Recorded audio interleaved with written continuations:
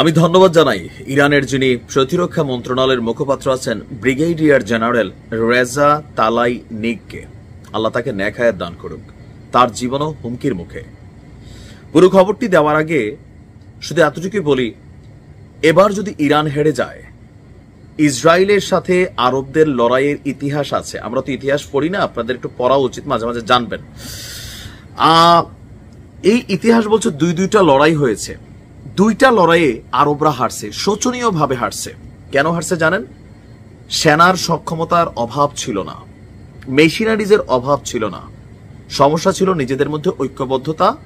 যুদ্ধটা করছে সবাই, কিন্তু আলাদা আলাদা ভাবে, যার কারণে অনেক মূল্য দিতে হয়েছে। এমনকি ইসরায়েলের ভিতরে একটা আত্মবিশ্বাস তৈরি হয়ে গেছে, আরবরা কখনো এক হবে না। আর সেই আত্মবিশ্বাস থেকেই ইসরায়েলকে লালন পালন করেছে আমেরিকা, মধ্যপ্রাচ্যকে কন্ট্রোল করার জন্য, আর টেকনিক্যালি কন্ট্রোল করছেই।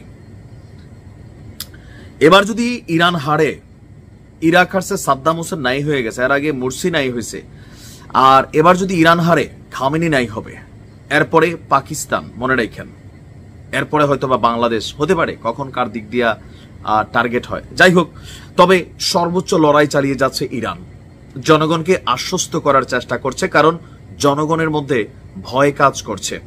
ইভেন ইরানের অনেক জনগণ যারা বিরোধী দল রাজনীতি করত বা এই ইসলামিক শাসনতন্ত্রকে মানত না, গণতন্ত্র চাইতো, তারা কিন্তু এই সুযোগটাকে কাজে লাগাচ্ছে। সোশ্যাল মিডিয়া প্ল্যাটফর্মে সরকার পতনের জন্য সরকারের বিরোধিতা করে নানান ধরনের স্টেটাস দিচ্ছে। তবে ইরানের সরকার যারা আছেন এই মুহূর্তে যথেষ্ট দৃঢ় মনোবল রেখে কিন্তু এই লড়াইটা চালিয়ে যাচ্ছেন।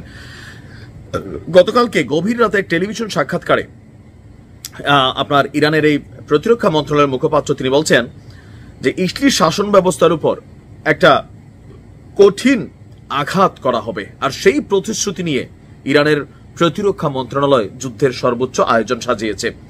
ইরানের সশস্ত্র বাহিনী তাদের প্রতিশোধমূলক সামরিক পদক্ষেপ অব্যাহত রাখবে।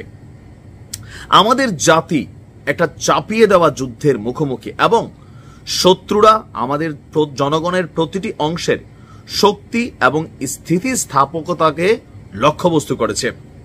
এই সময় ইরানের প্রতিরক্ষামূলক অবস্থানের উপর জোর দিয়ে তিনি বলছেন, একই সাথে ইরানি জাতিকে রক্ষা করার জন্য উপলব্ধ, মানে নিজেদের কাছে যা আছে সকল ধরনের ব্যবহার, আমরা উপায় তারা ব্যবহার করার জন্য প্রস্তুতির কথা জানিয়েছেন। তিনি বলছেন, আমরা দৃঢ়ভাবে একটি প্রতিরক্ষামূলক অবস্থানে আছি, কিন্তু আমাদের সমস্ত আক্রমণাত্মক এবং প্রতিরক্ষামূলক ক্ষমতা আমরা ব্যবহার করার সিদ্ধান্ত নিয়েছি। আমাদের প্রতিরক্ষা ফ্রন্টের পরীক্ষাগুলো প্রশস্ত এবং সমাজের সকল স্তরের মানুষ এতে জড়িত। ইরানের বিরুদ্ধে দীর্ঘস্থায়ী যুদ্ধ সহ্য করার ক্ষমতা ইসরায়েলের নেই, তিনি দাবি করে বলছেন, শত্রুরা যুদ্ধে টিকে থাকতে পারবে না, এবং এটি চলতে থাকলে ইসরায়েলের সরকারের কোমর ভেঙে যাবে।